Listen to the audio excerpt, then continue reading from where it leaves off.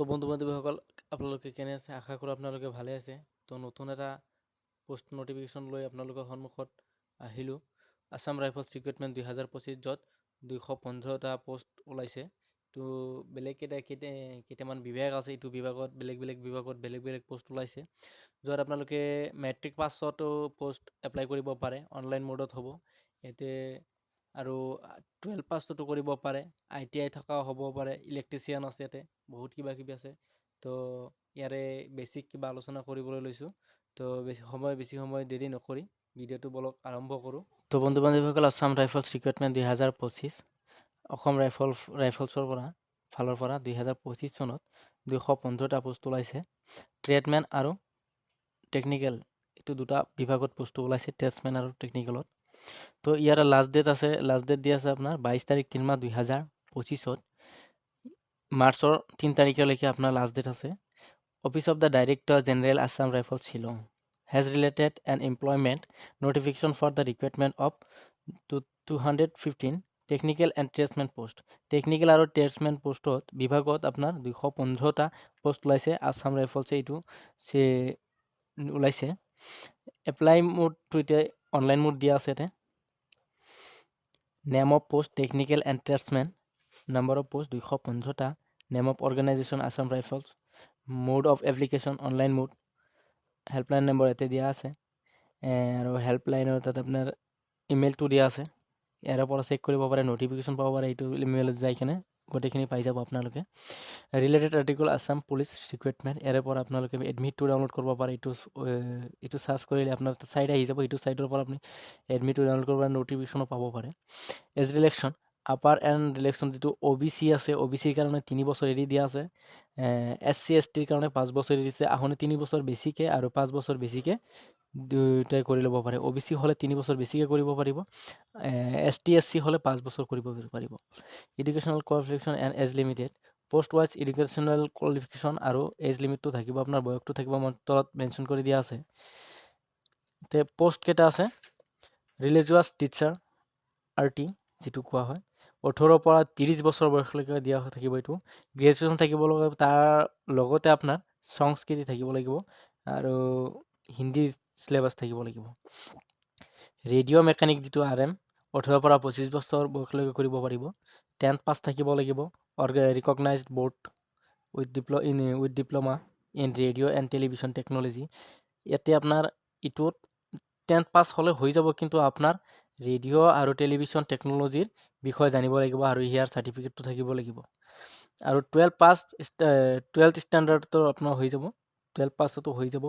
Intermediate থাকিব লাগিব এইটো আপোনাৰ সেই ইউনিভাৰ্চিটিৰ আণ্ডাৰত থাকিব লাগিব। আৰু সেই কি টেকন'লজি ইলেক্ট্ৰিচিয়ানৰ চাৰ্টিফিকেট বা কিবা আপোনাৰ ৰেডিঅ' কিবা টেকন'লজি টেলিভিশ্যন টেকন'লজিৰ বিষয়ে জনা থাকিলে হৈ যাব, চাৰ্টিফিকেটটো থাকিব লাগিব, ইনষ্টিটিউট চাৰ্টিফিকেট থাকিব লাগিব।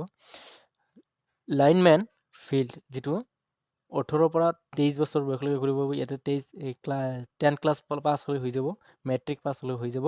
ইয়াতে ইলেক্ট্ৰিচিয়ান আৰু ট্ৰেডৰ বিষয়ে জানিব লাগিব, ইলেক্ট্ৰিচিয়ানৰ বিষয়ে জানিব লাগিব, চাৰ্টিফিকেট থাকিব লাগিব। ইঞ্জিনিয়াৰ ইকুইপমেণ্ট মেকানিক, 18 পৰা 23 বছৰলৈ বয়সলৈকে কৰিব পাৰিব। ইহঁনো ক্লাছ 10 পাছ কৰিলে হৈ যাব, মেট্ৰিক পাছত হৈ যাব।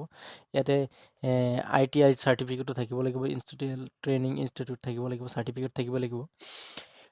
টেকনিকেল মেকানিক ভেহিকেল, ইয়াতে 18 পৰা 23 বছৰত কৰিব পাৰিব। ক্লাছ 10 ক্লাছ পাছ হ'লে হৈ যাব, ৰিকগনাইজ বৰ্ড থাকিব লাগিব। ইণ্ডাষ্ট্ৰিয়েল ট্ৰেইনিং ইনষ্টিটিউট, যিটো ITI চাৰ্টিফিকেট বুলি কোৱা হয়, ITI ইনষ্টিটিউট বুলি কোৱা হয়। মটৰ মেকানিক ট্ৰেডমেন, এইটো হৈ যাব, ট্ৰেড থাকিব লাগিব। ৰিকভাৰী ভেহিকেল মেকানিক্স, আৰু যিটো আপোনাৰ এই বিশেষকৈ ৰিকভাৰ কৰা হয় মেকানিক, আপোনাৰ 18 পৰা 23 বছৰ থাকিব লাগিব। এইটোত ক্লাছ 10 থাকিব লাগিব, ইয়াতো ITI চাৰ্টিফিকেট থাকিব লাগিব। আপলোষ্টাৰ, যিটো 18 পৰা 23 বছৰ, ক্লাছ 10 পাছ থাকিব লাগিব, উইথ ITI চাৰ্টিফিকেট থাকিব লাগিব। ইয়াতে বেছিভাগ পোষ্টতে ITI চাৰ্টিফিকেট থকাই আছে। ভেহিকেল মেকানিক ফিল্টাৰ ইয়াতে আছে, ক্লাছ 18 পৰা 18 বছৰৰ পৰা 23 বছৰ বয়সলৈকে ইয়াতে ক্লাছ 10 পাছ থাকিব লাগিব, with English mathematics social science বা জেনেৰেল ছায়েন্স এইকেইটা থাকিব লাগিব আপোনাৰ।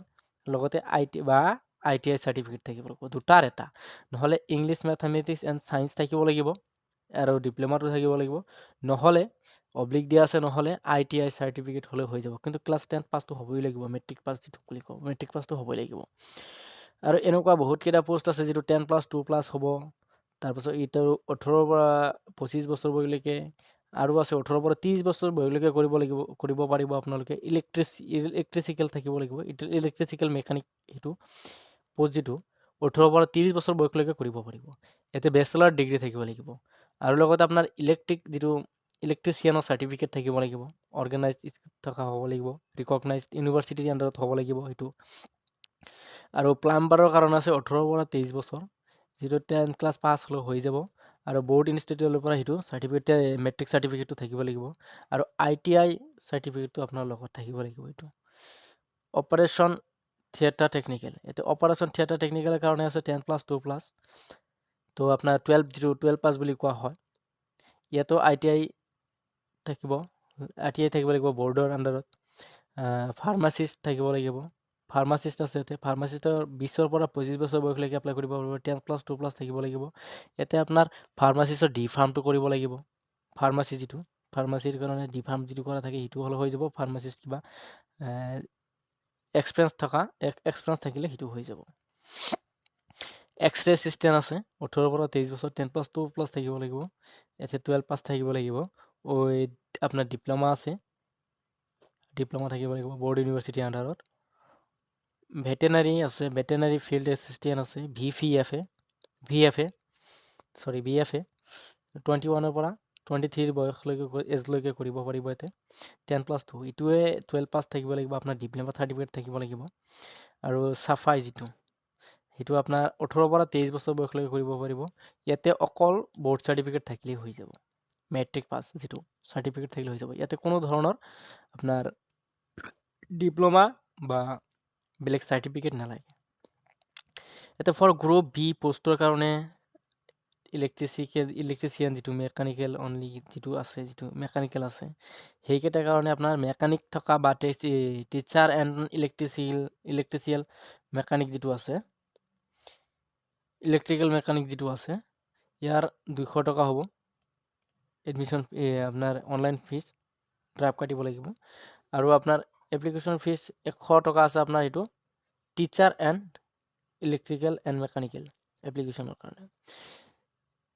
Their fee will be deposited online by the candidate into SBI current account number. আৰু SBI কাৰেণ্ট একাউণ্ট নম্বৰ এইটো নাম্বাৰ দিয়া আছে, এইটো নাম্বাৰত আপোনালোকে মাৰিব পাৰিব। IFSC কোডটো দিয়া আছে, অনলাইনত মাৰিলে হৈ যাব। আপোনাৰ একাউণ্ট নম্বৰতো কৰিব পাৰে, বা তাতে অপশ্যন আহি যাব, স্কেনাৰ আহি যাব বা একাউণ্ট নম্বৰ আহি যাব, তাৰে পৰা মাৰি দিব পাৰে, হৈ যাব, কোনো প্ৰব্লেম নাথাকে। আৰু আপোনাৰ পাৰিলে আপোনালোকে আপোনাৰ যিটো ৰিকভাৰী একাউণ্ট সেইটো SBI দিব, SBI দিলে ভাল হয়। আৰু ইয়াতে ইম্পৰ্টেণ্ট লিংকছ আপোনাৰ হয়তো আছে, তাতে চাব পাৰিব। অনলাইন এপ্লিকেশ্যন লিংকটো দিয়া আছে, সেইটো চাব পাৰিব। মই তলত দি দিম, সেইটো চাব পাৰিব। অনলাইন এপ্লিকেশ্যন ফৰ্ম এটা আছে, ক্লিক হিয়াৰ কৰিলে হৈ যাব। অফিচিয়েল ৱেবছাইটত আপোনালোকে যাব বিচাৰিলে ইয়াৰ পৰা যাব পাৰে, যাই কিনে চাব পাৰে। আৰু এপ্লাই লিংকটো মই ডিছক্ৰিপশ্যনত দি দিম, তাৰে পৰা চেক কৰি চাব পাৰে। Thank you guys. আৰু আপোনালোকে মোৰ চেনেলত যদি নতুন হৈ থাকে তেতিয়াহ'লে ছাবস্ক্ৰাইব আৰু বেল আইকনটো দবাই দিব, যাতে মই এনেকুৱা আৰু বহুত নতুন চাকৰিৰ নটিফিকেশ্যন আপোনালোকৰ তাতে দিব পাৰোঁ, আপোনালোকৰ সন্মুখত দাঙি ধৰিব পাৰোঁ, যাতে আপোনালোকৰো সহায় হয়, আপোনালোকেও এপ্লাই কৰিব পাৰিব। ধন্যবাদ ভিডিঅ'টো চোৱাৰ কাৰণে।